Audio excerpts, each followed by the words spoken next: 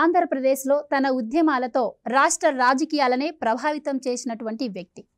పసిపిల్లలకు ప్రాణదానం చేసినటువంటి వ్యక్తి. తన ఉద్యమాలతో ఒంటరి మహిళలకు, వితంతువులకు పెన్షన్ తీసుకొచ్చి పోరాడినటువంటి నేత. ఇక మాదిగలకు అన్యాయం జరిగింది అంటే ముందుంటారు. ఎస్సీ వర్గీకరణ కోసం ఆయన ఎప్పటి నుంచో కృషి చేస్తున్నారు. ఆయన ఎవరో కాదు, మాదిగ రిజర్వేషన్ పోరాట సమితి యోధుడు మందకృష్ణ మాదిగ గారు. ఈరోజు ఆయన మన ముందున్నారు. సో ఆయన ఇప్పుడు రాజకీయాలను నిశితంగా గమనిస్తున్న నేపథ్యంలో ముఖ్యంగా ఆంధ్రప్రదేశ్లో రాజకీయాల గురించి ఆయన మనతో మాట్లాడేందుకు, అలాగే అక్కడ ఎన్డీఏ కూటమికి కూడా ఆయన మద్దతును తెలియజేసేందుకు మన ముందున్నారు. సో ఆయనతో మాట్లాడి ఆంధ్రప్రదేశ్ రాజకీయాల గురించిన మరిన్ని విషయాలను, అలాగే అక్కడ ప్రజల నాడి ఎలా ఉంది అనే విషయాలను కూడా తెలుసుకునే ప్రయత్నం చేద్దాం. నమస్కారం అండి. సో సార్, రాజకీయాల్లో మీరు ఎప్పటి నుంచో గమనిస్తూ ఉన్నారు. రాజకీయాల్లో మీ పాత్ర చాలా ఉంది. సో అప్పటి నుంచి ఇప్పటికీ రాజకీయాల్లో వచ్చిన మార్పులు ఏంటి? సో మీరు ఎన్డీఏ కూటమికి ఆంధ్రప్రదేశ్లో మద్దతు ఇవ్వడానికి గల కారణం ఏంటి?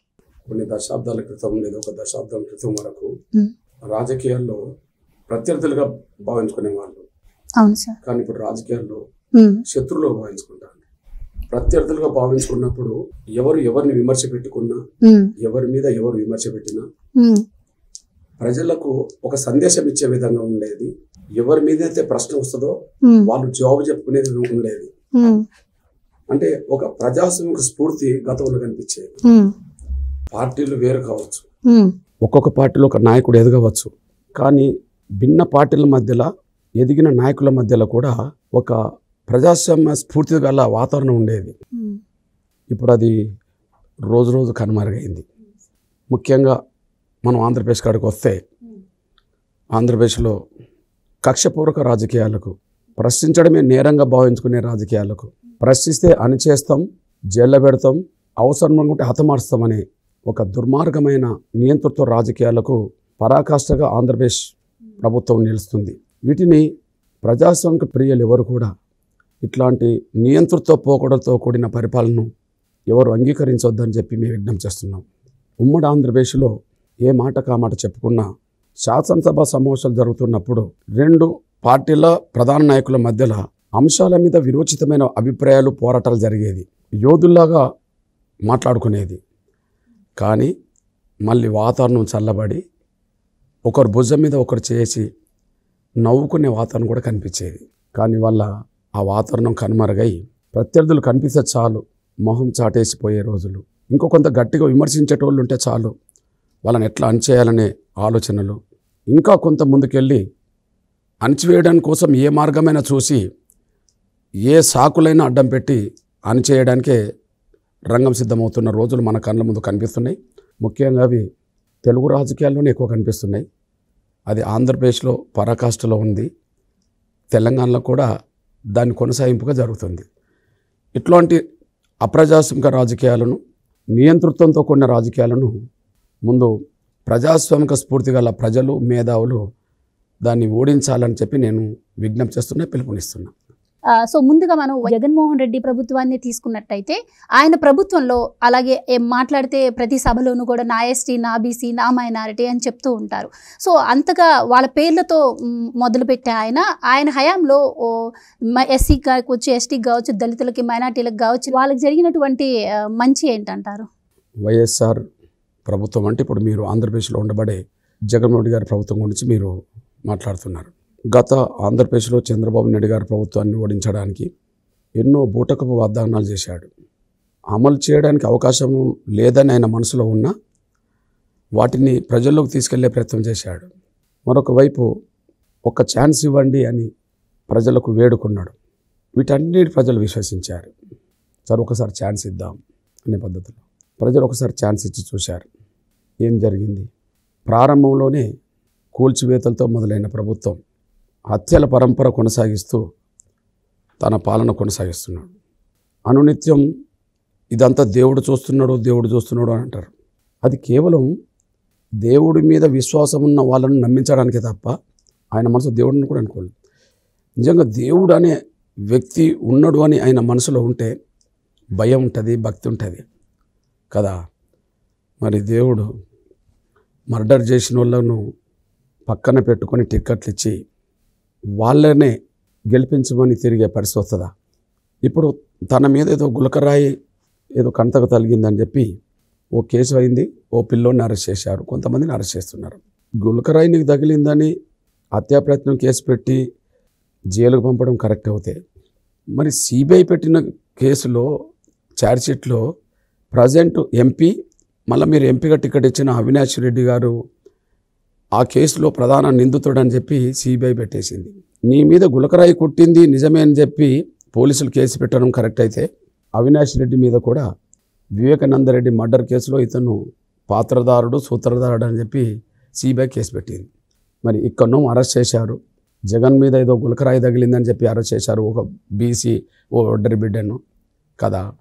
మరి అక్కడ మాత్రం సిబిఐ అరెస్ట్ చేయడానికి వస్తే మాత్రం పోలీసులను అడ్డబెట్టుకొని అరెస్టును ఆపే ప్రయత్నం చేశాడు. దీన్ని బట్టి ఏం సంకేతం పోతున్నది? తన పార్టీలో మర్డర్ చేసిన వాళ్ళని కూడా ప్రోత్సహిస్తాడు తన రాజకీయాల అవసరం కోసం అన్నట్టు మనం చూసాం.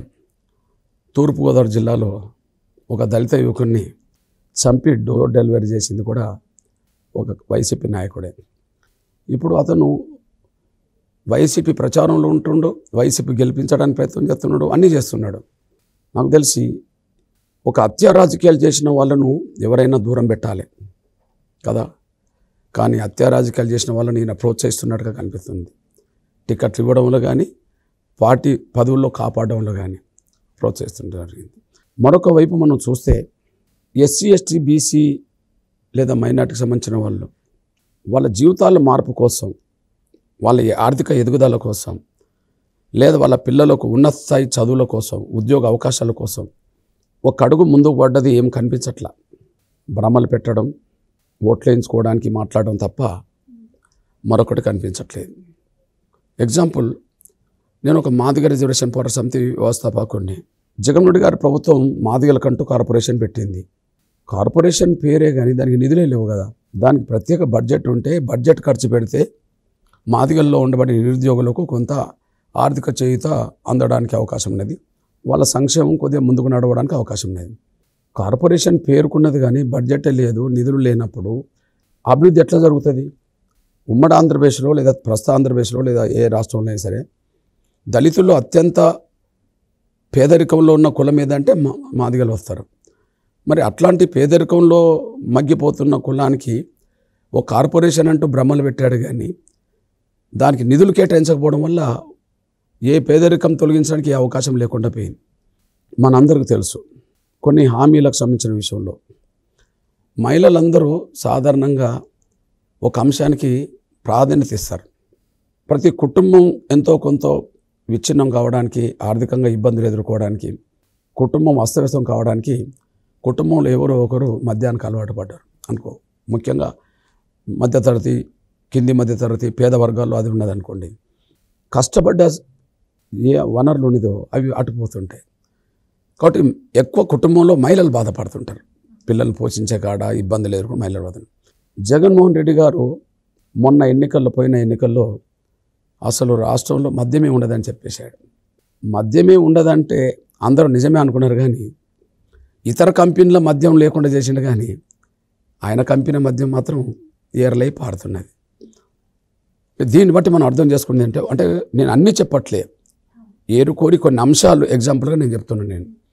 కాబట్టి ఏ విషయంలో చూసినా కూడా పేద బడుగు బలహీన వర్గాల ప్రయోజనాలకు విరుద్ధంగా, వారి స్వేచ్ఛకు విరుద్ధంగా జగన్ రెడ్డి గారి ప్రభుత్వం పరిపాలన కొనసాగుతున్నది. డాక్టర్ సుధాకర్ మరణం తెలుగు నేలను కలిసేసింది. ముఖ్యంగా దళితులను ఎక్కువ కలిసేయడానికి అవకాశం. సరే, మనసు మానవత్వం ఉన్న ప్రతి ఒక్కరిని కలిసేస్తుంటుంది. ముఖ్యంగా ఆయన దళిత సామాజిక వర్గం సంబంధించారు కాబట్టి దళితులు ఎక్కువ బాధపడుతుంటారు. ఆయన ఏం నేరం చేశాడమ్మా? కరోనా కాలంలో ఒక డాక్టర్గా మాస్కులు లేకుండా మేము ప్రాణాలను అరచేతులు పెట్టుకొని మేము వైద్య వృత్తి చేయాల్సి వస్తుంది, మాస్కులు అందించడంలో కూడా ప్రభుత్వం ముందుకు రాలేకపోతుంది అనేటప్పటికీ అది నిజంగా ప్రాణాలు అరచేతులు పెట్టుకొని వైద్య వృత్తి చేస్తున్న సమయంలో ఆయన ఆవేదనను సంపూర్ణంగా అర్థం చేసుకొని అందుకు అనుగుణంగా మాస్కులు ఇతరత్ర జాగ్రత్తలు తీసుకునే వ్యవస్థను అందించాల్సింది పోయి అంటే మా ప్రభుత్వం మీద నువ్వు డాక్టర్గా నువ్వు విమర్శ పెడతావని చెప్పి ఆయనను ఎన్ని రకాలుగా శారీరకంగా మానసికంగా వేధించారో మనం చూసాం. చివరికి ఆయనను ఏ విధంగా నడి బజార్లో పండుకోబెట్టి పోలీసులు చేతులు కట్టేసి ఆయనను ఇబ్బంది పెట్టారో మనం చూసాం. తర్వాత ఆయన తట్టుకోలేని పరిస్థితిలో ఆయన చనిపోయాడు. అదొక్కటి చాలదా? ప్రతి హృదయాన్ని అది కదిలించిందమ్మా డాక్టర్ మరణం. ఇప్పుడు మీరు చెప్పినట్టు హత్య చేసిన మనుషుల్ని వెనకాల పెట్టుకొని తిరుగుతున్నారు అని అన్నారు. అలాగే దళితుడిని చంపి డోర్ డెలివరీ చేసినటువంటి వ్యక్తికి రాష్ట్ర రాజకీయాల్లో చక్రం తిప్పే స్థానం ఇచ్చారు. ఇలా చూసుకుంటే ఎంతోమంది దళితుల అమ్మాయిలపై కూడా అఘాయిత్యాలు చేసి ఏంటి అని అడిగిన వాళ్ళపై పెట్రోల్ పోసి తగలబెట్టిన పరిస్థితులు కూడా మనం చూసాం. కానీ ఇప్పుడు బయటకు వచ్చి ఎలక్షన్స్ ముందు నా ఎస్టీ, నా బీసీ, నా మైనార్టీ అంటే ప్రజలు ఎంతవరకు నమ్ముతారంటారు? ఒకటేదమ్మా, మనం గమనిస్తే ఆ గ్రామంలో బీసీ గౌడ అనుకుంటా, గుంటూరు జిల్లా, ఉమ్మడి గుంటూరు జిల్లా, మా అక్కను వేధించొద్దు అన్నాడు. అంతే. ఏం చేశారమ్మా? పసిబిడ్డను పట్టుకొని దారిగాసి కిరాతకంగా బతుకున్న బిడ్డ మీద పెట్రోల్ పోసి దారుణంగా సజీవదానం చేశారు. నేను ఆ ఊరు కూడా వెళ్ళొచ్చాను, ఆ కుటుంబాన్ని కూడా వెళ్ళొచ్చాను. అమ్మా, ఒక పసిబిడ్డ తన అక్క కోసం ప్రశ్నిస్తే దారుణంగా పెట్రోల్ పోసి తగలబెట్టిన ఆ సమయంలో జగన్మోహన్ రెడ్డి గారు ఒక్క మాట మాట్లాడలేదమ్మా దాన్ని ఖండిస్తూ. నిందితులు వాళ్ళ సామాజిక వర్గం సంబంధించిన వాళ్ళేనమ్మా, ఖండించారు. ఒక గులకర్ రాయి నీకు తగిలిందని చెప్పి తగిలిందా లేదా తగిలించుకున్నారా అనే విషయం ఇంకా ముందు తేలుతుంది. ఉదాహరణకు అంతకుముందు ఎన్నికల సందర్భంగా విశాఖపట్నంలో జరిగిన ఎయిర్పోర్ట్లో జరిగిన కోడికత్తికి సంబంధించిన కేసు విషయంలో ముందు అందరూ ఎవరో నిజంగా చేయించిండ్రు, పాపం చేయించిండ్రు అని చెప్పేశారు. తనే చెప్పాడు ఆయన పబ్లిసిటీ కోసం, ఆయనకు సింపతి రావడం కోసం ఇది చేయాల్సి వచ్చిందని చెప్పి. అంటే అట్లా చేయించుకోవచ్చు కదా. అంటే ఆనాడు సింపతి గేమ్ కొంత క్యాచ్ చేశాడు. కానీ అప్పటికప్పుడు ప్రజలందరూ అప్రమత్తంగా ఉండరు కాబట్టి నిజమేనని అనుకున్నారు.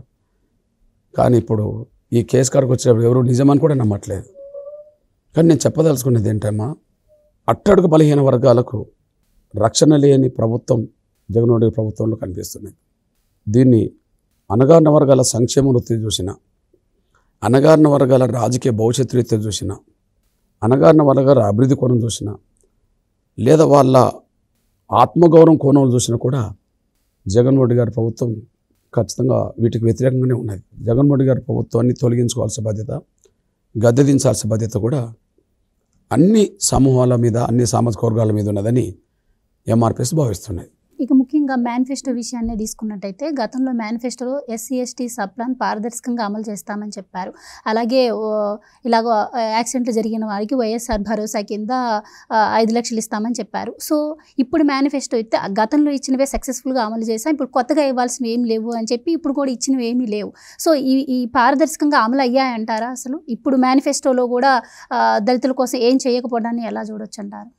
ఇతర కులాలకు దళితులకు ఒక వ్యత్యాసం ఉందమ్మా.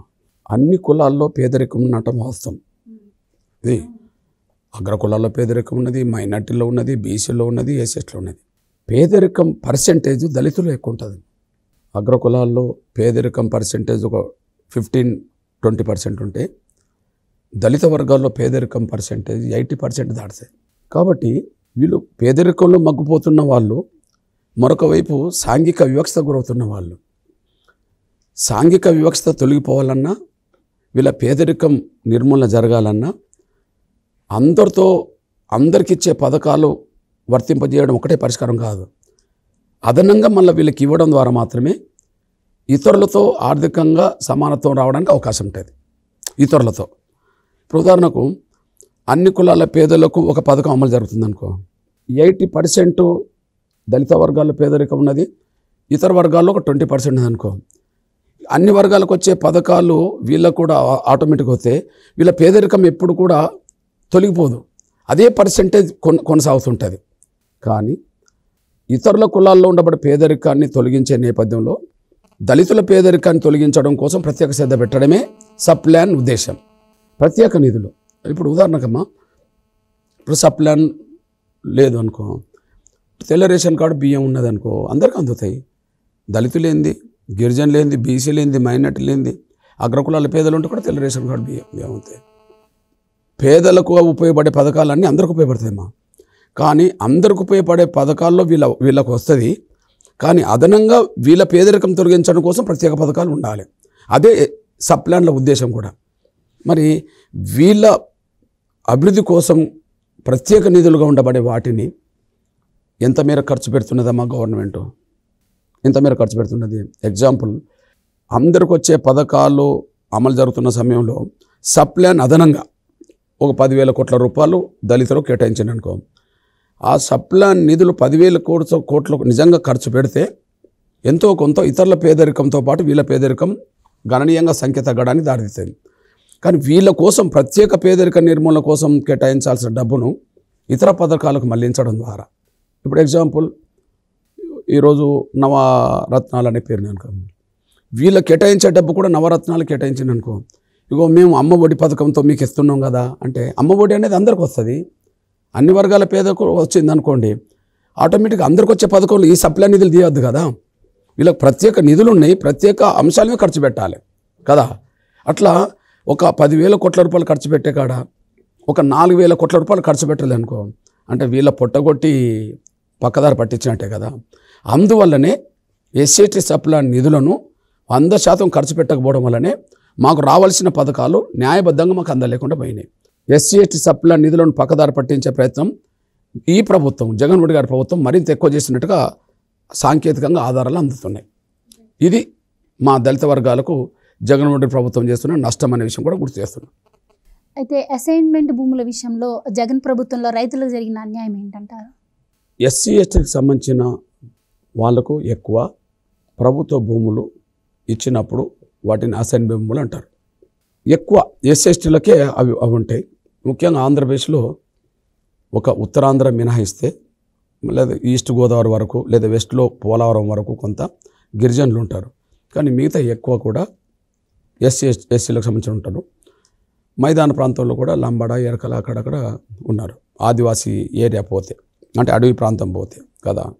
ఈ ఎస్సీ ఎస్టీకి సంబంధించిన అసైన్మెంట్ భూములకు సంబంధించిన విషయంలో ఎగ్జాంపుల్, మనం అమరావతి చుట్టూ ఇటు చుట్టూ మనం తీసుకున్నా కూడా, ఎక్కడ తీసుకున్నా కూడా, ఇప్పుడు ప్రభుత్వం ఏదైనా అవసరాల రీత్యా భూమి తీసుకున్నదనుకోండి, వాస్తవానికి వీళ్ళ దగ్గర ఉన్నదే వీళ్ళ కుటుంబాలు ఆర్థికంగా ఎదగడం కోసం, బాగుపడడం కోసం. కానీ ప్రభుత్వం భూమి తీసుకుంటే భూమికి బదులు భూమి ఇవ్వాలి. భూమికి బదులు భూమి ఇస్తేనే వాళ్ళ చేతిలో ఉంటాయి. అమ్మ, భూమి లేని వ్యవసాయ కూలీలకును భూమి ఉన్న రైతుకు తేడా ఏంటంటే హోదా, సామాజిక హోదా కూడా మారుతుంది. ఉదాహరణకు 1 ఎకరమే భూమి ఉండనియండి, అతని రైతు అంటారు. 1 సెంటు భూమి లేదనుకోండి, అతను కూలి అంటాడు. అంటే సమాజంలో కూలికుండేది ఉన్న రైతుకుండేది మధ్యలో హోదా, రైతుకు హోదా కొంత గౌరవంగా ఉంటుంది కదా. కాబట్టి అసైన్మెంట్ భూములు కానీ దళితుల దగ్గర ఉన్న భూములు ఏ అవసరాల కోసం తీసుకోవాలనుకున్నా ముందుగా భూమికి బదులు భూమి ఇవ్వాలనేది ఒకటి. కానీ అది ఎక్కడ అమలు జరుగుతలేదు. రెండో విషయంకి వచ్చేటప్పటికి కనీసం లంక భూములు కానీ, అక్కడ ఇతరత్ర అసైన్ భూములు కానీ, వీళ్ళకు పట్ట భూములున్న రైతులకు ఇచ్చే దాంతో పోల్చుకుంటే వీళ్ళకు సమానంగా ఆ నష్టపరిహారం ఏరియా చాలా ఉన్నది. దీనివల్ల ఉన్నది కోల్పోతున్నారు, కానీ కొత్తగా వీళ్ళకు లాభం జరిగింది కానీ న్యాయం జరిగిందని లేకుండా పోయింది. అది కూడా రేపు ఈ ప్రభుత్వం ఓడిపోయి రేపు ఏ ప్రభుత్వం వచ్చినా దళితుల భూములు దళితులకే ఉండే విధంగా, అనివార్యంగా ప్రభుత్వ అవసరాల రీత్యా ఏదైనా తీసుకుంటే తిరిగి మన భూమే అందించే విధంగా, అక్కడ అందుబాటులో లేకపోతే ఇతరులకు ఇచ్చే నష్టపరిహారానికి సమానంగా ఇచ్చే విధంగా ఉంటే దళిత వర్గాలు కొంత మేలు జరుగుతుంది. ఈ ప్రభుత్వం అది చేయలేదు. రాబోయే ప్రభుత్వం గౌరవ నారా చంద్రబాబు నాయుడు గారి ప్రభుత్వం అవుతుందని ఆంధ్రప్రదేశ్ ప్రజలు ఆశిస్తున్నారు, ఎదురు చూస్తున్నారు. ఇక్కడ ఆంధ్రప్రదేశ్లో డెవలప్మెంట్ ఆగిపోయిందమ్మా, ఇది అందరికీ తెలిసిన విషయమే. ఎగ్జాంపుల్ చెప్తున్నాం. ఒకనాడు ఉమ్మడి ఆంధ్రప్రదేశ్లో తెలంగాణకు సంబంధించిన యువత అంతా పుట్టగొడవడం కోసం, కుటుంబాన్ని పోషించుకోవడం కోసం గల్ఫ్ కంట్రీలు వెళ్ళేవాళ్ళు ఎక్కువ కదా.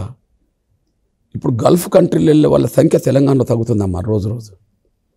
కానీ ఇవాళ ఆంధ్రప్రదేశ్లో ఉండబడే యువత ఆంధ్రప్రదేశ్లో ఉండకుండా హైదరాబాదు, తెలంగాణకు వస్తున్నారమ్మా, చెన్నైకి వెళ్తున్నారమ్మా, బెంగళూరు వెళ్తున్నారమ్మా, భువనేశ్వర్ వెళ్తున్నారమ్మా. అంటే ఇక్కడ ఆంధ్రప్రదేశ్లో ఉండబడే నిరుద్యోగ యువతకు అక్కడ ఉపాధి మార్గాలు ఎప్పుడైతే కనుమరుగైపోతున్నాయో, లేదా ఉపాధి మార్గాలు చూడలేకుండా పోతున్నారో, అప్పుడు యువత పుట్టచేత పట్టుకొని బయటికి వెళ్తున్నారు. ఆ పరిస్థితి బాగా పెరిగిపోయిందమ్మా ఆంధ్రప్రదేశ్లో. దాన్ని తొలగించి ఎక్కడ వాళ్ళకి అక్కడనే ఉపాధి కల్పించే అవకాశం రావాలంటే ఈ 5 ఏళ్లలో ఈ ప్రభుత్వం ఆ పని చేయలేదనేసి రుజువైపోయింది. డెవలప్మెంట్ లేదు, నిరుద్యోగ సమస్యకు పరిష్కారం లేదు. మరి డెవలప్మెంట్ లేని కాడ, నిరుద్యోగ సమస్య పరిష్కారం లేని కాడ ఆంధ్రప్రదేశ్లో యువత ఎంత మానసిక క్షోభ అనుభవిస్తుందమ్మా, యువత తల్లిదండ్రులు ఎంత మానసిక క్షోభ అనుభవిస్తారమ్మా. ఇప్పుడు ఆంధ్రప్రదేశ్లో ఆ పరిస్థితి కొనసాగుతుంది. సో మీరు అన్నట్టు యువతకే కాదు సార్, కూలీ పనులు చేసుకునే వాళ్ళకు కూడా అక్కడ ఉపాధి దొరకని పరిస్థితి. జగన్ రెడ్డి ప్రభుత్వంలో ఈ 5 ఏళ్లలో ఇసుక దోపిడీ వల్ల ఎంత నష్టం జరిగిందో చూసాం. సో దీని ప్రభావం దళితులపై ఎంత పడిందంటారు? పుట్టచేత పట్టుకొని బయట ప్రాంతాలకు వెళ్ళేటోళ్ళు ఎవరమ్మా? ఏ ఆస్తిపాస్తులు లేని వాళ్ళు, కాలు రెక్కలే ఆస్తిగా భావించుకొని ఎక్కడ పని జరిగితే అక్కడికి వెళ్ళేటోళ్ళు, వాళ్ళే కూలీలు. వాళ్ళే కదమ్మా దళితులు ఎక్కువ మంది ఉండేది. వ్యవసాయ కూలీలు అంటే సామాజికంగా ఏ వర్గంలో ఎక్కువ ఉంటారు అంటే మళ్ళీ వీళ్ళు ఉంటారు. అంటే పేదరికం వాళ్ళకే ఉన్నది, భూములు లేవు కాబట్టి వ్యవసాయ కూలీలు వీళ్ళే ఉంటారు. మీరు అన్నట్టుగా వ్యవసాయ కూలీలకు అక్కడ ఏదన్నా పనులు దొరికే పరిస్థితి కనిపిస్తుందా? మీరన్న ఏదైతే ఉన్నదో అది అక్కడ మొత్తం డెవలప్మెంట్ కనుమరుగైపోయింది కదమ్మా. నువ్వు ఇసుకదంటావా ఇంకోట కారణాలు 100 చెప్పండి, అక్కడ డెవలప్మెంట్ ఆగిపోయింది కదా. డెవలప్మెంట్ ఆగిపోయిన తర్వాత వ్యవసాయ కూలీలకు పనులు లేకపోయినప్పుడు, నిరుద్యోగులకు ఉపాధి లేనప్పుడు వాళ్ళు అక్కడ వాళ్ళ సొంత గ్రామంలో, సొంత జిల్లాలో, సొంత రాష్ట్రంలో ఉండలేని పరిస్థితి వచ్చినప్పుడు కదమ్మా బయటికి వెళ్ళిపోయేది. కాబట్టి ఒకనాడు తెలంగాణలో ఉండబడే యువత బయటికి వెళ్ళింది, ఇప్పుడు తెలంగాణకు ఆంధ్రప్రదేశ్ యువత ఇక్కడికి వస్తున్నది. దీన్ని నిర్మూలించాలంటే ఖచ్చితంగా ప్రభుత్వం మారాలి. పరిపాలన సమర్థుడు ఎవరైనా ఉంటే బాబు గారికి ఎవరైనా ఓటేస్తారు. సార్ ఇప్పుడు ఎవరైనా ప్రజలందరూ కూడా ఫ్రీగా డబ్బులు ఇస్తాము అంటే ఎవరు వద్దన్నారు. కానీ జగన్మోహన్ రెడ్డి ప్రభుత్వం వచ్చాక ఇప్పుడు తెలిసింది ఫ్రీ డబ్బుల విలువ ఎంత, వాళ్ళ జీవన ప్రమాణాల మీద ఎంత ఎఫెక్ట్ చూపిస్తుంది అని. ఇప్పుడు సంక్షేమంతో పాటు అభివృద్ధి కూడా కావాలని చెప్పి ఆంధ్రప్రదేశ్ ప్రజలు కోరుకుంటున్న పరిస్థితి. ఈ టైంలో గతంలో మనం చూసాం, చంద్రబాబు హయాంలో దళితుల కోసం వాహనమిత్ర అని చెప్పి వాళ్ళకి ఇన్నోవా కార్లు కూడా ఇచ్చిన పరిస్థితి మనం చూసాం. ఇప్పుడు చూస్తే మొన్న సూపర్ 6 పథకాలకు కూడా సూపర్ రెస్పాన్స్ అయితే వస్తుంది. సో ఇప్పుడు ఏపీ ప్రజలు సంక్షేమంతో పాటు అభివృద్ధిని కూడా కోరుకుంటున్నారు. సో సూపర్ 6 పై మీ స్పందన ఏంటి? గౌరవ ఆంధ్రప్రదేశ్ మాజీ ముఖ్యమంత్రులు చంద్రబాబు నాయుడు గారు చాలా విజన్ గల వ్యక్తి అమ్మ. చాలామంది గొప్ప ప్రముఖ నాయకుల పేర్లు విన్నాం మనం. ఎంతోమంది పేర్లు చెప్పుకోవచ్చు మనకు ఉమ్మడి ఆంధ్రప్రదేశ్లో, లేదా ఇప్పుడు ఆంధ్రప్రదేశ్ తెలంగాణ రాష్ట్రంలో మన తెలుగు ప్రజల్లో ఎంతోమంది గొప్ప నాయకులుగా పేరు వచ్చింది. కానీ ముందు చూపు గల వ్యక్తి, సమర్థవంతమైన ఆలోచన చేసేవాడు, నడిపించేవాడు ఎవరంటే అది చంద్రబాబు నాయుడు గారికి అది దక్కుతుందమ్మా. కాబట్టి ఏదైతే ఇప్పుడు మీరు చెప్పిన సూపర్ 6కి సంబంధించిన అంశాలు అవుతున్నాయో అవన్నీ బాగా ఆలోచించి చాలామంది మేధావి వర్గంతో చర్చించి, తనకు ఆలోచన ఉన్నా కూడా తన ఆలోచన ఒక్కటే ఆయన అమలు చేయడమ్మా. అందరితో సలహాలు, సూచనలు, పరిస్థితుల మీద తీసుకుంటాడు. వాటిలో నుండి వచ్చిన సారాంశాన్ని దృష్టి పెట్టుకొని ఒక గొప్ప నిర్ణయానికి వస్తాడు. ఆ గొప్ప నిర్ణయానికి రావడమే ఇప్పుడు సూపర్ 6 సంబంధించిన అంశాలు అనేది మనకు ముందుకు వస్తున్నాయి. కాబట్టి ఆంధ్రప్రదేశ్ ప్రజలు ఎన్ని కోణాల్లో సమస్యలు ఎదుర్కొంటూ ఉన్నారు, వాటికి పరిష్కార మార్గం ఏంటి, భవిష్యత్తులో ఆంధ్రప్రదేశ్ ప్రజలు గౌరవంగా జీవించడానికి, మేము ఆంధ్రప్రదేశ్ పౌరులమని చెప్పుకోవడానికి, గర్వంగా చెప్పుకోవడానికి ఎన్ని అంశాలు తోడ్పడిన అందిస్తాయో వాటన్నిటి మీద బాగా అధ్యయనం చేసి తీసుకొస్తున్న అంశాలే బాబు గారి ఎజెండాలో కనిపిస్తున్నాయనే విషయం మనం స్పష్టం చేస్తున్నాం. రైట్. గతంలో కూడా చంద్రబాబు గారి హయాంలో 27 పథకాలు దళితుల కోసం ఆయన ప్రవేశపెట్టారు. సో ఇప్పుడు అవి జగన్ గారు కంటిన్యూ చేస్తున్నారా అంటే ఏం చెప్తారు? జగన్మోహన్ గారి ప్రభుత్వం కొత్తగా నిర్దిష్టంగా వీళ్ళ సంక్షేమం కోసం ఒక ప్రత్యేక నిధులు కేటాయించి వీళ్ళను అభివృద్ధిలోకి తీసుకొచ్చే వైపు కాకుండా, వీళ్ళకు గతం ఉండే వచ్చే సప్లా నిధులను పక్కకు పంపడమే కాకుండా, గత ప్రభుత్వం ప్రవేశపెట్టిన మీరన్నట్టుగా 27 ప్రత్యేక పథకాలను కూడా జగన్మోహన్ రెడ్డి గారి ప్రభుత్వం రద్దు చేసి ఈ దళిత వర్గాల ప్రయోజనాలను పూర్తిగా విస్మరించడమే కాదు దెబ్బతీసింది. ఏ కోణం చూసినా కూడా జగన్మోహన్ రెడ్డి గారి ప్రభుత్వం మీద ఏ మేధావైనా సరే, ఏ భావజాలం గల మేధావైనా, ఏ దృక్పథం సంబంధించిన మేధావైనా గత చంద్రబాబు నాయుడు గారి ప్రభుత్వం అమలు చేసిన విధానాలు అవి నిర్దిష్టంగా ప్రజలకు క్రమక్రమేణా ఎట్లా అందుబాటులోకి వచ్చినాయి, జగన్మోహన్ రెడ్డి గారు వచ్చిన తర్వాత అవే పథకాలు ఎట్లా దూరం అయిపోయినాయి, దానివల్ల ఎంత మేరకు ఈ ఈ పేద వర్గాలు నష్టపోయిన విషయం విశ్లేషణ చేసుకునే ఏ మేధావిని అడిగినా కూడా పక్షపాత దృష్టితో కాకుండా ప్రజల సంక్షేమం మీదనే మనసు పెట్టి ఆలోచించే ఏ మేధావికైనా జగన్మోహన్ రెడ్డి గారి ప్రభుత్వం అణగారిన వర్గాల అభివృద్ధికి ఒక ఈయనే అడ్డు. చంద్రబాబు నాయుడు గారి హయాంలో కొన్ని పేదరికం తొలగించే నిర్దిష్టమైన కార్యక్రమాలను ఈయన ఆపడం వల్ల ఈ వర్గాల్లో పేదరికం పెరగడానికి దారితీసిందే తప్ప పేదరిక నిర్మూలన ఏమాత్రం ఒక అడుగు ముందుకు వెళ్ళలేదనే విషయం స్పష్టంగా ఏ మేధావిని అంగీకరిస్తాడు. అంటే దేశ ప్రజల అభివృద్ధిని కోరుకునే మోడీ గారు ఇప్పుడు మరి ఆంధ్రప్రదేశ్లో పరిస్థితుల నేపథ్యంలో చంద్రబాబు గారితో జతకట్టారు, టీడీపీతో. ఇప్పుడు ఈ ఎన్డీఏ కూటమి మీద కూడా వైసీపీ ప్రభుత్వం దుష్ప్రచారం చేస్తున్న పరిస్థితి మనం చూస్తూ ఉన్నాం. సో మైనార్టీ ఓట్లు దూరం అవుతాయని కావచ్చు, ఇలా పలు దుష్ప్రచారాలు అయితే చేస్తుంది. సో ఈ కూటమి ఎఫెక్ట్ ఆంధ్రప్రదేశ్లో ఏ విధంగా ఉండే అవకాశం ఉంటుందంటారు? వైసీపీ ప్రచారాలను అక్కడ ప్రజలు నమ్మే పరిస్థితి ఉందంటారు? మూడోసారి కేంద్రంలో అధికారంలో బీజేపీ వస్తే ఈ ఎస్సీ ఎస్టీ బీసీల రిజర్వేషన్లను రద్దు చేస్తారు అనే ఒక దుష్ప్రచారం ముఖ్యంగా దేశంలో కాంగ్రెస్ చేస్తుంటే మల్లికార్జున ఖర్గే గారు, రాహుల్ గాంధీ గారు వాళ్ళ నాయకత్వం చేస్తుంటే మక్కిగా దీన్ని అమలు చేయాలనుకుంటున్నవాడు, ఆ మాటనే ప్రచారం పెట్టాలనుకుంటున్నవాడు జగన్మోహన్ రెడ్డి గారమ్మ. జగన్మోహన్ రెడ్డి గారు నరేంద్ర మోడీ గారిని బూచి చూపించి మైనార్టీల ఇతర వర్గాల ఓట్లను గంపగుత్తుగా వేయించుకోవడానికి ఒక ప్రయత్నాలు చేస్తున్నట్టుగా కనిపిస్తున్నాయి. బీజేపీ స్టాండ్లో మొదటి నుంచి ఎస్సీ ఎస్టీ బీసీల రిజర్వేషన్లను కాపాడమే కాకుండా మేము పెంచుతామని మాట్లాడుతున్నారు. సైద్ధాంతికంగా బీజేపీ ఒక అంశానికి వాళ్ళు మొదటి నుంచి కట్టుబడి ఉన్నారు. నంబర్ 1, మతపరమైన రిజర్వేషన్లకు వ్యతిరేకం అన్నారు. అంతే, మతపరమైన రిజర్వేషన్లకు వ్యతిరేకం అన్నారు. మతపరమైన రిజర్వేషన్లు ఉండడం వల్ల అది మరొక విభజనకు లేదా ఇంకో అంశానికి దారితీస్తుందనే ఒక ఆలోచనలు వాళ్ళు ఉన్నారు. వాళ్ళ దృక్పథం చర్చ జరగాల్సిందే. కానీ ఎస్సీ ఎస్టీ బీసీ వర్గాలకు సంబంధించిన ప్రయోజనాలు కాపాడే కాడ మాత్రం నరేంద్ర మోడీ గారి ప్రభుత్వం నిర్దేశనే ఉంటాయి. ఇప్పుడు ఆర్టికల్ 370 ఉన్నంత వరకు భారతదేశంలో ఒకే రాజ్యాంగం అని చెప్పడానికి అవకాశం లేదమ్మా. మన పార్లమెంటు దేశానికి నాయకత్వం వస్తున్నాయి. కానీ పార్లమెంట్లో తీసుకునే ఏ చట్టమైనా జమ్మూ కాశ్మీర్కి వర్తించేది కాదు ఆర్టికల్ 370 ఉన్నప్పుడు. అంటే అక్కడ వాళ్ళు అమలు చేసుకుంటే తప్ప, ఆ చట్టాన్ని వాళ్ళు ఆమోదించుకుంటే తప్ప అది అమలు జరగదు. అంటే భారతదేశంలో రాజ్యాంగం ఒకటే అంటాం, కానీ అది జమ్మూ కాశ్మీర్కి వర్తింపజేయని రాజ్యాంగం. ఆర్టికల్ 370 మేము రద్దు చేస్తాం, దేశానికి రాజ్యాంగం ఒకటే అని నిరూపిస్తామని చెప్పేశారు. మోడీ గారు చేశారు ఆ పని. అంటే బీజేపీది సైద్ధాంతిక పోరాటం, సైద్ధాంతిక ఫైట్ అమ్మా. ఆ ఫైట్ను స్వాగతించేటోళ్ళు ఉంటారు, వ్యతిరేకించేటోళ్ళు ఉంటే ఉండవచ్చు. కానీ నాకు తెలిసి ఎస్సీ ఎస్టీ బీసీలకు సంబంధించిన విషయం కాడికి వచ్చినప్పటికీ ఒక ఓబీసీ ప్రధానమంత్రి అమ్మ నరేంద్ర మోడీ గారు. ఓబీసీ వర్గానికి సంబంధించిన అత్యంత పేద కుటుంబం వచ్చిన వ్యక్తి అమ్మ నరేంద్ర మోడీ గారు. కాబట్టి పేదలకు, అణగారిన వర్గాలకు ఆయన పెద్దపీట వేస్తాడు, రిజర్వేషన్లు కాపాడుతాడు. మతపరమైన రిజర్వేషన్ల మీద వాళ్ళు వ్యతిరేకంగా మాట్లాడుతున్నా చర్చ పెట్టాల్సిన అంశం కాబట్టి చర్చించుకుంటూ పోయేదేం లేదు. అది నేను అనుకుంటున్నాను. రాబోయే రోజుల్లో మీ మద్దతు ఎన్డీఏ కూటమికి మీ సపోర్ట్ ఎలా ఉండబోతుందంటారు? ఎన్డీఏ కూటమికి మద్దతు ఇవ్వడానికి ప్రధానంగా 2 కారణాలమ్మా.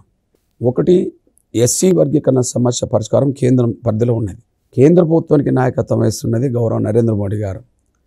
ఆయన మన హైదరాబాదులో నవంబర్ 11వ తారీఖు నాడు పోయిన విశ్వరూప మహాసభకు వచ్చి ఎస్సీ వర్గీకరణకు సంపూర్ణ మద్దతు ఇవ్వడమే కాకుండా సుప్రీంకోర్టులో ఈ అంశాన్ని త్వరగా ప్రక్రియ ముందుకు తీసుకెళ్లే విధంగా కేంద్రం సపోర్ట్ చేస్తుందని చెప్పారు.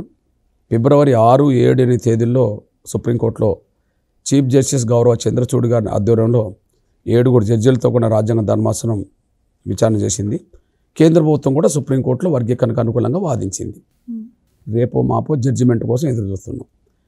30 ఏళ్ల పోరాటానికి ఒక 3 నెలల్లో న్యాయమైన ముగింపు తీసుకొచ్చే ప్రయత్నంలో ఆయన ముందడుగు వేశాడు. భవిష్యత్ తీర్పు కోసం ఎదురు చూస్తున్నాం. ఆ తీర్పు వచ్చింది అనుకోండి అమ్మా, అది ఆంధ్రప్రదేశ్లో ఎస్సీ వర్గీకరణ అమలు జరగాలి. కేంద్రం అయితే కేంద్రం చేయాలి. కేంద్రం అయితే నరేంద్ర మోడీ గారు అయితేనే చేస్తాడు, హామీ ఇచ్చాడు కాబట్టి. రాష్ట్రం అయితే చంద్రబాబు నాయుడు గారే చేస్తాడు. ఎందుకంటే గతంలో ఎస్సీ వర్గీకరణ చేసిన నాయకుడే చంద్రబాబు నాయుడు గారు. ఉమ్మడి ఆంధ్రప్రదేశ్లో గౌరవ చంద్రబాబు నాయుడు గారు ముఖ్యమంత్రి ఉన్న కాలంలోనే ఎస్సీ వర్గీకరణ జరిగింది. ఎస్సీ వర్గీకరణ జరిగిన కాలంలోనే దాదాపు 22,000 ప్రభుత్వ ఉద్యోగాలు మాదిగ బిడ్డలకు వచ్చినాయి. వేలాది మందికి ఉన్నత విద్యా అవకాశాలు వచ్చేసినాయి. మేము ఎప్పుడన్నా మా జాతి మాదిగలుగా మేము కొంత మాకు అవకాశాలు వచ్చి మేము బాగుపడ్డామంటే గౌరవ చంద్రబాబు నాయుడు గారి ప్రభుత్వం ఉన్నప్పుడే మా అవకాశాలు వచ్చినాయి, మేము బాగుపడ్డాం. కాబట్టి ఇప్పుడు సుప్రీంకోర్టు ఒక డైరెక్షన్ ఇచ్చింది అనుకోండి అమ్మా, ఎవరు అమలు చేయాలమ్మా? కేంద్రం అమలు చేయాలనుకో. కేంద్రానికి నాయకత్వం కాంగ్రెస్ వస్తే మాకు అమలు జరగదు కదా. గతంలో వర్గీకరణకు అనుకూలంగా లేని పార్టీ అది. గతంలో వాళ్ళు ప్రభుత్వాన్ని నడిపిన వాళ్ళే కదా, వాళ్ళు చేయలేదు కదా. మరి గౌరవ నరేంద్ర మోడీ గారు చేయడానికి సిద్ధమై ముందుకు వస్తున్నాడు కదా. కేంద్రంలో ఎవరుంటే మాకు న్యాయం జరుగుతుందంటే బీజేపీ ఉండాలి, నరేంద్ర మోడీ గారే ప్రధానమంత్రి కావాలి. మరి రాష్ట్రంలో ఎవరు ఉండాలి ఆంధ్రప్రదేశ్లో అంటే గతంలో చేసింది తానే, చంద్రబాబు నాయుడు గారే, మళ్ళీ చేస్తానని ముందుకు వస్తున్నది తానే. రాజశేఖర్ గారి కాలంలో వర్గీకరణకు సపోర్ట్ చేశాడు కానీ దాన్ని సంపూర్ణంగా పూర్తి చేయలే. దురదృష్టవశాత్తు ఆయన చనిపోయాడు. దాని గురించి నేను మాట్లాడతలేను. కానీ కాంగ్రెస్ కదా అప్పుడు రాజశేఖర్ గారు, జగన్మోహన్ గారు కూడా కాంగ్రెస్ కదా అప్పుడు. మరి కేంద్రంలో కాంగ్రెస్ ఉన్నది, వర్గీకరణ చేయలేదు కదా. ఓపే మరి జగన్మోహన్ గారు వర్గీకరణకు అనుకూలంగా ఇప్పుడు లేడు కదా. సుప్రీంకోర్టులో విచారణ జరుగుతున్నప్పుడు రాష్ట్ర ప్రభుత్వం తరఫున లాయర్ని పెట్టాలి కదా, లాయర్ను పెట్టలేదు కదా. ఎస్సీ వర్గీకరణకు వ్యతిరేకంగా అసెంబ్లీలో కామెంట్ చేశాడు కదా ముఖ్యమంత్రి హోదాలో. కనీసం అపాయింట్మెంట్ అడిగిన అపాయింట్మెంట్ ఇవ్వలేదు. సుప్రీంకోర్టులో లాయర్ను కూడా పెట్టలేదు. అంటే ఆయన స్పష్టంగా మాకు అర్థమవుతున్నది ఏంది, అందరూ అర్థం చేసుకునేది తను ఎస్సీ వర్గీకరణకు అనుకూలం కాదు అని అర్థమవుతుంది. కాబట్టి సుప్రీంకోర్టు డైరెక్షన్ ఆంధ్రప్రదేశ్ అమలు జరగాలంటే జగన్ ఉంటే అమలు జరుగుతుందా, చంద్రబాబు గారు ఉంటే అమలు జరుగుతుంది అంటే చంద్రబాబు గారు ఉంటే అమలు జరుగుతుంది. ఎందుకంటే చేసినోడు చేతనని తనే ముందుకు వచ్చినోడు. మేము ఎవరిని విశ్వసించాలి? కేంద్రంలో అయితే గౌరవ నరేంద్ర మోడీ గారినే, కాంగ్రెస్ని విశ్వసించలేము. ఆంధ్రప్రదేశ్లో అయితే గౌరవ చంద్రబాబు నాయుడు గారినే, వైసీపీని విశ్వసించలేము. కాబట్టి మా సంపూర్ణ మద్దతు కాదు ఎన్డీఏ కూటమిని, టీడీపీ, బీజేపీ, జనసేన కూటమిని గెలిపించడానికి అభ్యర్థులు నిలబెట్టిన పార్టీలు ఎంత శ్రమ చేస్తాయో, డే అండ్ నైట్ ఎట్లా కష్టపడతారో అదే కష్టం ఎంఆర్పీ శ్రేణులు కూడా ఎన్డీఏ కూటమి అభ్యర్థులను గెలిపించడం కోసం మేము కూడా కష్టపడుతున్నాం. మా శ్రేణులందరూ 175 నియోజకవర్గాల్లో మా శ్రేణులు ఇప్పటికే ప్రచారంలో ఉన్నారు. రేపు ఎల్లుండి 2 రోజుల పాటు నా ప్రచారం కూడా ఆంధ్రప్రదేశ్లో ఉండబోతున్నది. ఖచ్చితంగా టీడీపీ నాయకత్వంలో, బీజేపీ నాయకత్వంలో, జనసేన నాయకత్వంలో ఏదైతే ఎన్డీఏ కూటమి ఉన్నదో, గౌరవ చంద్రబాబు నాయుడు గారు ఆధ్వర్యంలో ఏదైతే కూటమి నడుస్తున్నదో అక్కడ సంపూర్ణ సహకారం మేము అందిస్తాం. ఖచ్చితంగా గెలుపు బాటలు నడిపిస్తాం. జగన్ రెడ్డి 5 ఏళ్ల పాలనలో ఆయన చేసిన అవినీతిపై మీ కామెంట్ ఏంటండి? పాలనలో అవినీతే కాదు, ఆయన పాలించకముందు కూడా అవినీతి పడే కదా. మొన్న నేను ఒక యూట్యూబ్ ఛానల్ చూస్తుంటే సిబిఐ జగన్ రెడ్డి గారి మీద ఛార్జ్షీట్ వేసింది కదా, అక్రమ సంపాదనకు సంబంధించిన దాని మీద. అమ్మ ఎన్ని వేల కోట్ల రూపాయలు అనే ఛార్జ్షీట్ వేసింది? 71,000 కోట్ల రూపాయల అక్రమ సంపాదనకు సంబంధించిన ఆస్తుల మీదనే ఛార్జ్షీట్ వేసింది. నాకు తెలిసి భారతదేశంలో 70,000 కోట్లకు పైగా అక్రమ సంపాదన కేసు ఎవరి మీద ఉన్నదే అంటే బహుశా నేను అనుకుంటున్నా ప్రపంచంలో కూడా ఎవరి మీద అంత అక్రమ సంపాదన కేసు ఎవరి మీద లేదమ్మా. మరి ఆయన జీవితమే అవినీతిమయంతో కూడుకున్నది.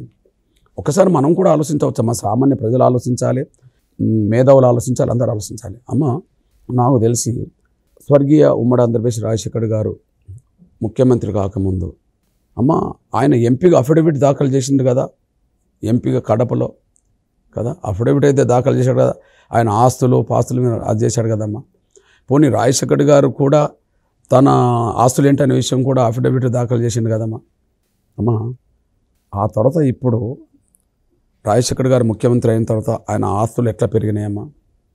అవి వేల కోట్ల రూపాయలకి ఎట్లా పెరుగుతాయమ్మా? అన్ని కోట్ల రూపాయల అక్రమ సంపాదన కేసు ఎందుకు నమోదైందమ్మా? నాకు తెలిసి మీరు పరిపాలన అవినీతి గురించి మాట్లాడుతున్నారు.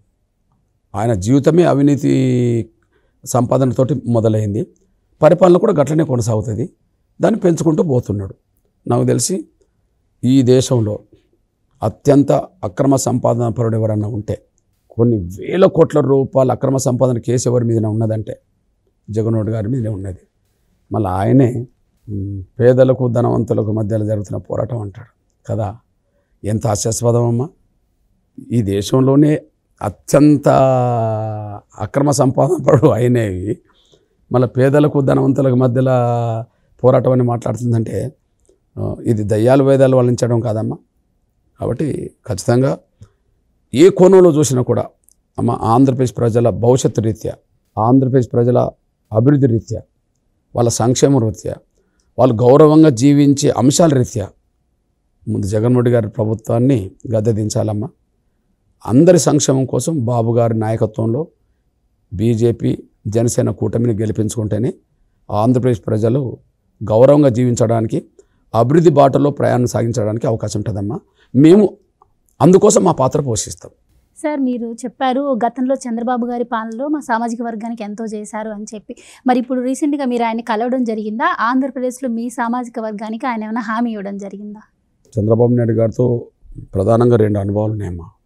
ఒకటి, ఉమ్మడి ఆంధ్రప్రదేశ్లో ఎస్సీ వర్గీకరణ ఆయనే చేశాడు. దానివల్ల మా పిల్లలకు మేలు జరిగింది. మా జాతి ఎప్పుడు ఆ కోణంలో ఆయనకు రుణపడి ఉన్నది. మా వాళ్ళని ఎవరు అడిగినా కూడా బాబు గారి ప్రభుత్వంలోనే కదా కొంత మనకు మేలు జరిగింది అనేది. మేము ఇంకెవరికన్నా మద్దతు ఇస్తే దానికి కారణాలు, ఆధారాలు చెప్పాలి. కానీ ఇప్పుడు పెద్ద కారణాలు, ఆధారాలు చెప్పాల్సిన అవసరం లేదు. ఎందుకు అవసరం అంటే ఆయన చేసింది సాక్ష్యం మా ప్రజలందరికీ తెలుసు కాబట్టి. ఆయన చేసిండు, చేస్తాడనే నమ్మకం మాకున్నది. ఇక్కడ మధ్యలో మొన్న ఆంధ్రప్రదేశ్లో అంటే ఇంతకుముందు ముఖ్యమంత్రి ఉన్న కాలంలో కొంత డిస్టర్బ్ అయిందమ్మా సంబంధాలు. కొద్దిగా అక్కడ ఉండబడే వర్గీకరణ వ్యతిరేక శక్తులు మాలలే కొద్దిగా మళ్ళా టీడీపీలో చొరబడి వర్గీకరణ అంశాన్ని ముందుకు నడవనీయకుండా కొద్దిగా బాబు గారిని అడ్డుకున్నారమ్మా. దానివల్ల కొంత గ్యాప్ ఎంఆర్పిఎస్కును బాబు గారికి మధ్యలో కొంత గ్యాప్ వచ్చింది కొంతకాలం. కానీ మళ్ళీ తనే నిజమే నేను ఈ జాతి కోసమే ఉండాలి, నాకు ఒకసారి కలిశాడమ్మా. అరెస్ట్ అయ్యి జైల్లో ఉండి బయటకు వచ్చిన తర్వాత ఒక మాట అన్నాడు, కృష్ణమాది గారు, నేను అరెస్ట్ అయిన తర్వాత ప్రపంచంలో ఉండబడే మన తెలుగు వాళ్ళందరూ నాకు చాలా గొప్ప సంఘీభావం, నాకు మద్దతుగా నిలబడ్డారు. నాకు జీవితంలో ఇంకేం కావాలి కృష్ణమాది గారు, ఇంత గొప్ప జీవితం నాకు ప్రజలు అందించారు, నేను కూడా ఊహించలే. నేను అరెస్ట్ అయినప్పుడు ప్రపంచవ్యాప్తంగా మన తెలుగు వాళ్ళు ఇంత మద్దతు ఇస్తారు అని చెప్పి.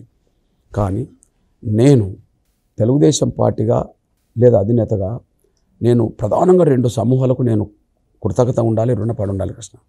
ఒకటి, తెలుగుదేశం అంటేనే బీసీలు వెన్నెముక. నేను ఏదైనా ఇక చేయాల్సింది బీసీలకు. ఇక తెలుగుదేశంలో ఎస్సీలు అంటేనే తెలుగుదేశం మాదిగలు. ఖచ్చితంగా మాదిగల కోసం నేను ఏదైనా చేస్తాను. వాళ్ళ రుణం నేను తీసుకోవాల్సిన అవసరం ఉన్నది. వాళ్ళ వల్లనే నేను ఒక స్థాయికి వచ్చాను. బీసీలే టీడీపీకి వెన్నెముక, ఎస్సీలో మాదిగలే వెన్నెముక. కాబట్టి వాళ్ళ ప్రయోజనాలకు అనుగుణంగా నేను భవిష్యత్తులో ఏదైనా చేస్తానని చెప్పి వర్గీకరణ నిమిషం హామీ ఇవ్వడమే కాకుండా రేపు తెలుగుదేశం ప్రభుత్వం వస్తే ఖచ్చితంగా అది ఒక మాదిగల ప్రభుత్వంగా, మాదిగలకు ప్రాధాన్యత ఇచ్చే విధంగా అన్ని నియామకాల్లో ప్రభుత్వ రంగంలో ఎన్ని వ్యవస్థలు ఉన్నాయో, ప్రభుత్వం అంటే ఎన్ని శాఖలుగా పనిచేస్తుందో అన్ని శాఖల్లో అన్ని వ్యవస్థల్లో మాదిగల్ని ఎంఆర్పిఎస్ని ఖచ్చితంగా భాగస్వామ్యం చేసి ఇది మా ప్రభుత్వం అని ప్రతి మాదిగా గర్వపడే విధంగా చెప్పుకునే విధంగా నేను చేస్తా. ఎందుకంటే నేను అరెస్ట్ అయినాక నాకు తెలిసింది ప్రపంచంలో ఉండబడే నాకు సంఘీభావం ఎంత వచ్చిందని. కానీ అంత గొప్ప పేరు రావడానికి నాకు టీడీపీ నిలబడడానికి కారణం బీసీ సామాజిక వర్గం, ఎస్సీలో మాదిగలే. కాబట్టి మాదిగల రుణం తీసుకుంటా కృష్ణ, మీరు నాకు పూర్తిగా సంపూర్ణ సహకారం అందించాలని చెప్పాడు. ఆయన అంటే మాట నిలబెట్టుకుంటాడని మాకు సంపూర్ణ విశ్వాసం ఉన్నది. మాదిగ జాతుల్లో కూడా ఈ అభిప్రాయం చాలా ఉన్నది. ఎందుకంటే మళ్ళీ ఆయన వస్తేనే మనకు మేలు జరుగుతుందని చెప్పి మాదిగ యువత, మాదిగ ఉద్యోగులు, మాదిగ నిరుద్యోగులు, మాదిగ ప్రజల్లో కూడా బాబు గారు వస్తేనే మన వర్గీకరణ జరుగుతుంది, బాబు గారు వస్తేనే మనం బాగుపడతామని చెప్పి జనుల అభిప్రాయం ఉన్నది. దాన్ని మరింత లోతులోకి తీసుకెళ్లడం కోసమే, క్షేత్రస్థాయికి తీసుకెళ్లడం కోసమే మా కార్యకర్తలు, మా నాయకులు ప్రచారం ఉన్నారు. నేను కూడా రేపటి నుంచి మళ్ళీ ప్రచారంలోకి వెళ్తున్నాను. సార్, మొన్న అభ్యర్థుల లిస్ట్ రిలీజ్ చేసిన రోజు జగన్మోహన్ రెడ్డి గారు బీసీలు అంటే బ్యాక్వర్డ్ కాదు, బ్యాక్ బోన్ అని చెప్పి ఎస్సీ, ఎస్టీ, మైనార్టీలకు, దళితులకు మేము ఎక్కువ సీట్లు ఇచ్చామని చెప్పారు. అయితే ఆ సామాజిక వర్గం నుంచే బయటకు వచ్చిన కొంతమంది ఏం చెప్తున్నారు అంటే అసలు రిజర్వేషన్ కోటాలో కూడా సీట్లు మాకు దక్కకుండా చేస్తున్నారు అని చెప్పిన పరిస్థితులు మనం చూసాం. అయితే ఇప్పుడు తాజాగా ఎస్సీ నియోజకవర్గాలను ఆయన జగన్మోహన్ రెడ్డి గారు టార్గెట్ చేస్తున్నారు అని వార్తలు వస్తున్నాయి. సో ఏం చెప్తారు సార్? ఎస్సీ నియోజకవర్గాల్లో ప్రధానంగా 190% అమ్మ బలంగా ఆర్థికంగా లేని కుటుంబాల నుండి వచ్చిన వాళ్ళే కొంత పోటీలో ఉంటారు. ఇతర జనరల్ నియోజకవర్గంతో పోల్చుకుంటే కదా, ఉన్నత సామాజిక వర్గం నుండి వచ్చిన వాళ్ళతో పోల్చుకుంటే ఈ అణగారిన వర్గాలు, ముఖ్యంగా దళితుల నుంచి గిరిజనులు వచ్చిన వాళ్ళలో కోట్లాది రూపాయలు పెట్టుకొని మేము గెలుస్తామనే దానికంటే రిజర్వేషన్ ఉన్నది కదా అని చెప్పి నిలబడడానికి ప్రయత్నం చేస్తారమ్మ. ఇక్కడ డబ్బును వెదజల్లి తన అభ్యర్థులను గెలిపించుకోవడం కోసం ఈ అవినీతి, అక్రమ సంపాదన డబ్బు ఎట్లాగా ఉంటుంది కదా వాళ్ళ దగ్గర ఉన్నది కదా, దాని ద్వారా గెలుపుకు వాళ్ళు పావులు కదపాలని వాళ్ళు ప్రయత్నం చేస్తున్నారు. కానీ ప్రజలు ఇప్పుడు అమాయకులు ఏం కాదమ్మా కదా. ఆయన 5 ఏళ్ల పాలన మీద ఒక అంచనాకు వచ్చారు. దళితులు వచ్చారు, గిరిజనులు వచ్చారు, బీసీలు వచ్చారు, అన్ని వర్గాలు వచ్చేసారు. కాబట్టి డబ్బు ప్రభావం కంటే ఆయన పరిపాలనలో జరిగిన అక్రమాలు, అవినీతి, దౌర్జన్యాలు, నియంతృత్వం ప్రశ్నిస్తే ఎట్లా అని చేసే ప్రయత్నం చేసిండో ఇవన్నీ ప్రజల మనసులో నిలబడిపోయినాయమ్మా. కాబట్టి అది ఎస్సీ నియోజకవర్గం కావచ్చు, అది ఎస్టీ నియోజకవర్గం కావచ్చు, అది జనరల్ నియోజకవర్గం కావచ్చు, ప్రజల మనసులో 5 ఏళ్ల జగన్మోహన్ రెడ్డి గారి ప్రభుత్వం ఇప్పటికే నిలబడిపోయింది కదా. ఇక ఆయన డబ్బు పంచి ఆయన మీద ఉండబడే అభిప్రాయం ఏదైతున్నదో దాన్ని మలుచుకోలేడు. ఎట్టి పరిస్థితుల్లో ఈ 5 ఏళ్ల పాలనలో జరిగిన అభివృద్ధి చూస్తే శూన్యం. గత 5 ఏళ్ల పాలనలో అభివృద్ధి అడుగులు ముందుకేసింది. 100% అభివృద్ధి జరిగిందని కాదు, అడుగులు పడ్డాయి. ఒక 30%, 40% అడుగులు పడ్డాయి. అసలు మొన్న ఈ 5 ఏళ్ళు కనుక మళ్ళీ బాబు గారి ప్రభుత్వం కొనసాగితే నిజంగా ఇప్పటికే డెవలప్ అయిన రాష్ట్రాలతో ఆంధ్రప్రదేశ్ ప్రభుత్వం పోటీ పడేది. కానీ ఇప్పుడు డెవలప్ అయిన రాష్ట్రాల్లో ఇవాళ ఎక్కడున్నదంటే అత్యంత వెనుకబడిపోయిన రాష్ట్రంగా సంక్షేమం అనే దాని మీద భ్రమలు పెడుతూ అభివృద్ధిని పూర్తిగా విస్మరించి ఇవాళ ఆంధ్రప్రదేశ్ ప్రజలు గర్వంగా తలెత్తుకునే పరిస్థితి లేకుండా పోయింది. ఎంత అవమానమమ్మా. భారతదేశంలో ఉన్న అన్ని రాష్ట్రాలకు రాజధానులు ఉన్నాయమ్మా. కానీ ఆంధ్రప్రదేశ్ రాష్ట్రానికి రాజధాని ఇదే అని చెప్పి ఆంధ్రప్రదేశ్ ప్రజలందరూ ముక్తకంఠంతో ఎవరైనా చెప్తారమ్మా? కర్ణాటకలో ఉండబడే రాజకీయాలు ఎన్నున్నా కర్ణాటక ప్రజలందరూ చెప్తారు మాది బెంగళూరు రాజధాని. తమిళనాడు ప్రజలందరూ చెప్తారు ధైర్యంగా మాది చెన్నై. తెలంగాణ ప్రజలు చెప్పుకుంటారు మాది హైదరాబాద్. మహారాష్ట్ర ప్రజలు చెప్పుకుంటారు మాది ముంబై. పశ్చిమ బెంగాల్ వాళ్ళు చెప్పుకుంటారు మాది కోల్కతా కదా. ఒడిశా వాళ్ళు చెప్పుకుంటారు మాది భువనేశ్వర్. ఇట్లా ఏ రాష్ట్రం అయినా అన్ని వర్గాల ప్రజలు ముక్తకొండతో మా రాజధాని ఏదంటారమ్మా. ఆంధ్రప్రదేశ్ ప్రజలు మీ రాజధాని ఏదంటే తలో మాట చెప్పుకుంటారు కదమ్మా. ఇప్పుడు ఇది అవమానం కదమ్మా. ఆంధ్రప్రదేశ్ ప్రజలు, తెలుగు ప్రజలు మీ రాజధాని ఏది అని అంటే రాజధాని అని చెప్పుకోవడానికి, గీత అని చెప్పుకోవడానికి అవకాశం లేదు. ఎంత నమ్మించాడమ్మా. ప్రతిపక్ష నాయకుడు ఏ మాట మాట్లాడితే అధికారం వచ్చినాక దాన్ని కట్టుబడి ఉండాలమ్మా. ఆనాడు గౌరవ చంద్రబాబు నాయుడు గారి ప్రభుత్వం అందరితో చర్చించి విశ్లేషించి కారణాలు ఏమైనా అమరావతిని రాజధాని చేసింది. ఓకే అమ్మా, ప్రతిపక్ష నాయకుడికి అమరావతి రాజధాని ఇష్టం లేకపోతే, ఆ ప్రాంతంలో ఇష్టం లేకపోతే నువ్వు ప్రత్యామ్నాయం సూచించాలమ్మా. అమరావతి కాదు ఇంకో దిక్కు ఉంటే బాగుంటుందని ప్రతిపక్ష నాయకుడిగా అసెంబ్లీలో మాట్లాడవచ్చు, ప్రతిపక్ష నాయకుడిగా సూచన చేయవచ్చు. కానీ ఆయన ఏం మాట్లాడిందమ్మా? అమరావతి రాజధాని, దాన్ని ఇంకా సంపూర్ణంగా పూర్తి చేసే విధంగా నేనే ప్రయత్నం చేస్తా. అసలు బాబు గారికి ఇక్కడ ఇల్లు లేదు కానీ నాకే అందుకని ఇల్లు కట్టుకున్నా అని చెప్పి ప్రజలందరినీ నమ్మించి ఇవాళ 3 రాజధాని అనే పేరుతో అసలు అమరావతిని అడ్రస్ లేకుండా చేసే ప్రయత్నం చేయడం అంటే, ఇప్పుడు ఈయన అంటున్న విశాఖపట్నం రాజధాని అందరూ ఒప్పుకోవట్లేదు. అంతకుముందు అమరావతి అంటే అందరూ అమరావతి మరి విశాఖ అంటారు కదా అని మళ్ళీ డౌట్గా ఉండే పరిస్థితి ఉన్నది. ఒక మాటలు చెప్పాలంటే ఆంధ్రప్రదేశ్ ప్రజలకు రాజధాని లేక అవమానపడుతున్నారమ్మా. భారతదేశంలో ఎవరన్నా మీ రాష్ట్రం ఏదంటే మాది ఆంధ్రప్రదేశ్ అంటే మరి మీకు రాజధాని లేదంట కదా అని అంటే ఏం తలెత్తుకొని తిరుగుతారమ్మా? ఒక ప్రతిపక్ష నాయకుడు అంత అబద్ధాలు ఆడాల్సిన అవసరం ఎందుకమ్మా? అవును, బాబుగారు హయాంలోనే అది జరుగుతున్నప్పుడు ఇది నేను ఒప్పుకోవట్లేదు అంటే అయిపోయేది కదా. తేలేది, ప్రజలు తేల్చుకునేవాళ్ళు. నువ్వు రాజధాని అదేనని ఒప్పుకొని ఇంకా మరింత శక్తివంతం చేస్తానని ఒప్పుకొని ఇక్కడ ఇల్లు కట్టుకున్నాను చెప్పి మళ్ళీ ఇప్పుడు నువ్వు పోయి ఇంకో రాజధాని ఆ రాజధాని మాట్లాడమంటే ఇది జగన్మోహన్ రెడ్డి గారి వల్ల దాదాపు కోట్లాది ఆంధ్రప్రదేశ్ ప్రజలు మాత్రం బయట రాష్ట్రాల్లో తలెత్తుకొని పరిస్థితులు అయితే పడ్డారమ్మా. ఆ విధంగా ఆంధ్రప్రదేశ్ ప్రజలు తలెత్తుకోకుండా చేసింది మాత్రం రాజధాని విషయంలో ఖచ్చితంగా జగన్మోహన్ రెడ్డి గారు ఆయనమ్మా. ఆయన ఖచ్చితంగా రాజకీయంగానే ఆయనకు బుద్ధి చెప్పాల్సిన బాధ్యత మాత్రం, ఆత్మగౌరవంగా జీవించాలనుకునే ఆంధ్రప్రదేశ్ ప్రజలు మాత్రం ఖచ్చితంగా ఆయనకు రాజకీయంగా బుద్ధి చెప్పాల్సిన అవసరం రాబోతుందని భావిస్తున్నాను. సార్, అభివృద్ధికి బాటలు వేసిన చంద్రబాబు గారి పాలనను చూశారు. అలాగే సంక్షేమాన్ని నమ్ముకొని రాష్ట్రాన్ని అప్పుల్లోకి నెట్టిన జగన్మోహన్ రెడ్డి గారి పాలన కూడా చూశారు. మీరు రాజకీయాల్లో ఎంతో అనుభవం ఉంది, ఎంతో దగ్గర నుంచి రాజకీయాలను చూశారు. సో ప్రజల నాడి ఎలా ఉంటుందో కూడా మీకు తెలిసే అవకాశం ఉంటుంది.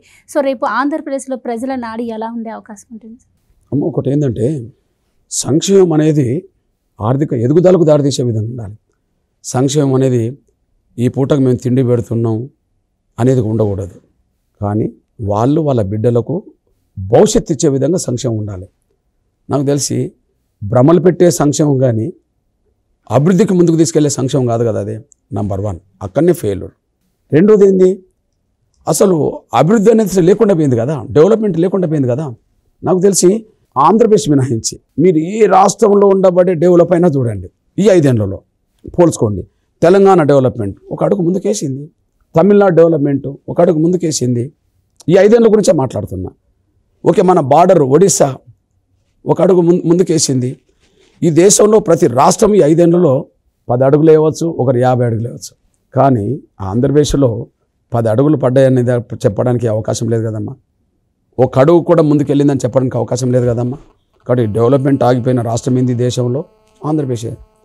డెవలప్మెంట్ ఆగిపోవడానికి కారణం ఏంది? ప్రజల్ని భ్రమలు పెట్టే పథకాలు పెట్టారు కానీ వాళ్ళ జీవితాలు మార్చే సంక్షేమం లేదు. మరో పక్క ఆ భ్రమలు పెట్టడానికి మేము బటన్ నొక్కుతామని చెప్పి అభివృద్ధి అనేది మొత్తం గాలికి వదిలేయడం జరిగింది కదా. కాబట్టి ఈ భ్రమలు పెట్టే పథకాల వల్ల వాళ్ళ జీవితాలు మారింది లేదు, ఇక్కడ అభివృద్ధి జరిగింది లేదు. ఖచ్చితంగా ఆంధ్రప్రదేశ్ ప్రజలు విశ్లేషణ చేసుకొని ఈ దేశంలో ఉండబడి అన్ని రాష్ట్రాల్లో ఈ 5 ఏళ్ళు అభివృద్ధిలో కొంత ముందుకెళ్ళిందని చెప్పి వాళ్ళు గణాంకాలు చెప్తుంటాయి. కానీ అభివృద్ధిలో ముందుకెళ్ళినాయని చెప్పి గణాంకాలు ఆంధ్రప్రదేశ్లో చెప్పలేరు కదా. కాబట్టి ఆంధ్రప్రదేశ్ ప్రజలు ఖచ్చితంగా సంక్షేమం అంటే వాళ్ళకు భవిష్యత్తునిచ్చే విధంగా సంక్షేమం ఉండాలి.